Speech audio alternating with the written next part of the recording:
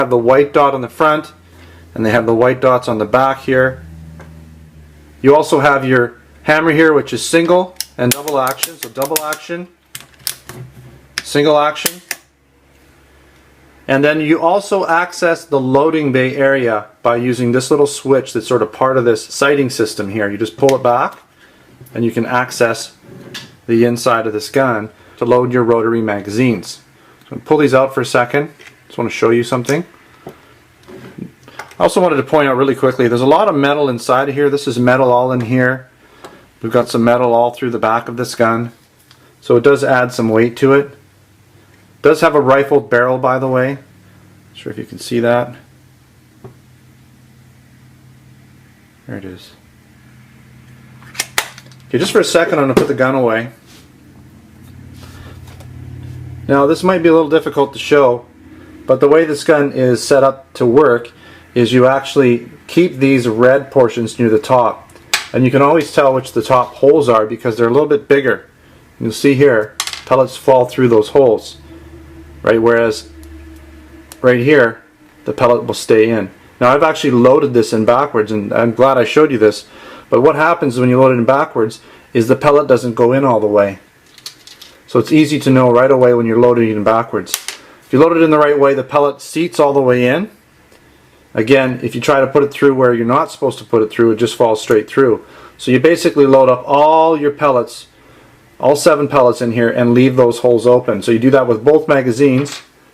This is the back one, and I can tell because there's a pin here on the front one. So you put the front one in. Let's just do it now. I'll show you how it works.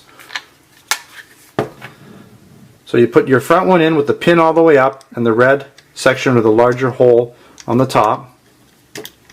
And then you do the same with your second magazine. So the red markings on the top, and they're all lined up. And once you've done that, you're ready to go. Now you'd obviously have all your pellets in here. You just close it. Be careful to close it all the way. You're going to hear a little snap. There you go. When you hear that snap, it's all the way closed. In the bottom of this gun, of course, you have your magazine that comes out.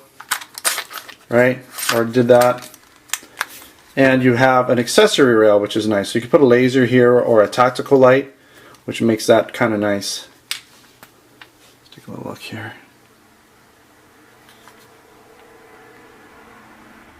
Now on the front of the Airgun 92, you do have a little bit of a recessed barrel port here, so it does give the opening the more realistic look of being more of like a 9mm style. Inside is your recessed barrel. And again, it is rifled. See that it's rifled here. Alright, we're going to head outside for the chronograph testing. And this gun has a claimed up to 7 joule rating. Now that's just for the Italian laws. I think they're only allowed to have guns under 7 joules. So this gun is claimed at being up to 7 joules, but it's probably fairly well below there. Now what I've heard is this gun shoots up to about 400 feet per second. So we're going to head outside now and do a chronograph testing of this gun. Alright, so I've got my Valtro Airgun 92 and my chronograph all set up. We're going to do the chronograph portion of this test. I've got my RWS Super Hollow Point pellets, and they are 6.9 grain. I'm going to shoot 7 rounds with the Airgun 92, and we're going to see what the actual real world feet per second rating is. Take it off safety. I'm going to go single action.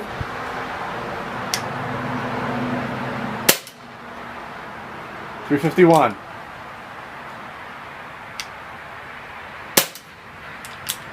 Error.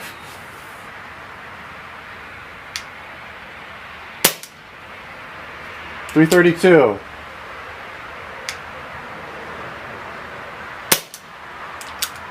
.334.